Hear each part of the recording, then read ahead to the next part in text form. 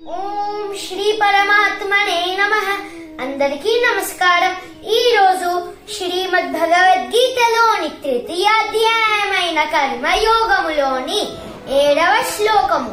యస్త్వింద్రియాణి మనసా నియమ్యారభతేర్జున కర్మేంద్రియైః కర్మయోగం అసక్తః స విశిష్యతే. భావం: శ్రీకృష్ణుడు అర్జునుడితో ఇలా పలికెను, ఓ అర్జున, కాని తమ జ్ఞానేంద్రియములను మనస్సుతో అదుపు చేసి కర్మేంద్రియములతో మమకారాసక్తులు లేకుండా పనిచేసే కర్మయోగులు నిజానికి ఎంతో శ్రేష్ఠులు. 8వ శ్లోకము. నియతం కురు కర్మత్వం కర్మజ్యాయో హ్యకర్మణః శరీరయాత్రాపి చ తే న ప్రసిద్ధ్యేద కర్మణః.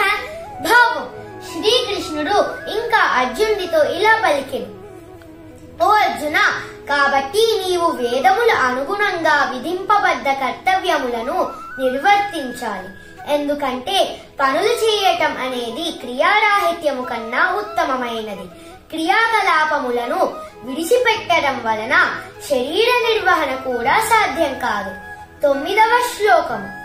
యజ్ఞార్థాత్ కర్మణోన్యత్ర లోకోయం కర్మ బంధనః తదర్థం కర్మ కౌంతేయ ముక్త సంగః సమాచర. భావం: శ్రీకృష్ణుడు ఇంకా అర్జునుడితో ఇలా పలికెను, ఓ అర్జున, పనులను ఒక యజ్ఞంలాగా భగవత్ అర్పితంగా చేయాలి, లేదా అవి మనలను ఈ జగత్తులో కర్మబంధములలో కట్టివేస్తాయి. కాబట్టి ఓ కుంతి పుత్రుడా, నీకు విధింపబడ్డ విధులను వాటి ఫలితములపై ఆసక్తి లేకుండా ఈశ్వర తృప్తి కోసం నిర్వర్తించుము.